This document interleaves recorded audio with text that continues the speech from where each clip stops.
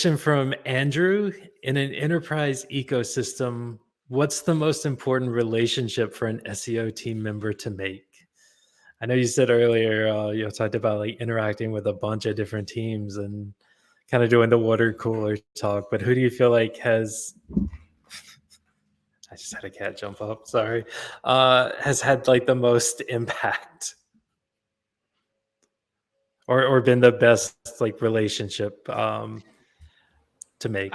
I want to say, I mean, as much as I think that you need to have an executive on your side all the time, and it really helps that we have an SVP that was a former SEO himself, so he's able to put a fire under things for sure.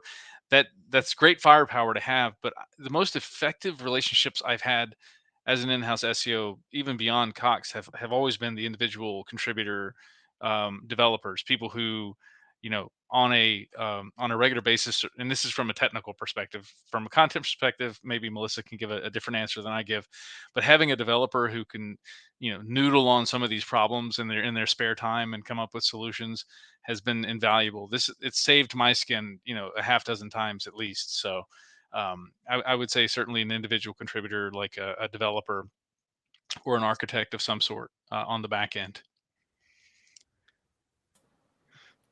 For me, Chris was my manager when I started.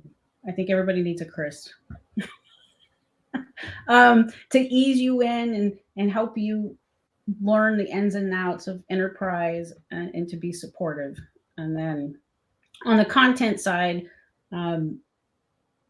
everybody that you're depending on, you kind of have to find a way to support them in multiple ways, because being a writer and being an editor is not an easy thing. And I've done it, and I know there's burnout that comes with it. So being a support to them and building that relationship.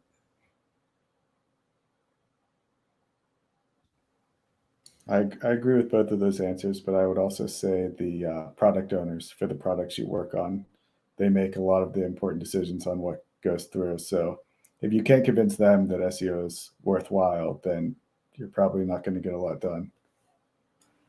This is where my answer is going to vary a little bit different, right? Because to Matt's point, if you can't get the product owners buy-in, right, that's where you need like other leadership members that have a really good working relationship to get the work pushed through and negotiate that. So my peers for me are crucial. It's also good to have a relationship with the executives or somebody on the executive team to some extent.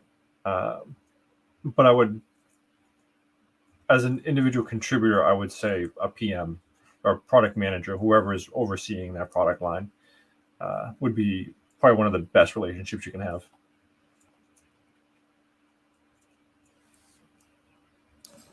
Sounds like you need to work with a lot of different people. Yeah, I was just sitting here realizing, like, obviously the paid search team, we have team members that work directly and closely with that team, and building that relationship as well is pretty important. With that many initiatives, that many teams, how do y'all manage to get like integrated with all of them? Because then you're gonna have to work with different teams to get your project ideas through, and maybe even getting budget or new hires from executives. Like, how does all that work? That's vague. Oh, I guess I'll take this one again. So each product line has their own product manager, and under that product manager,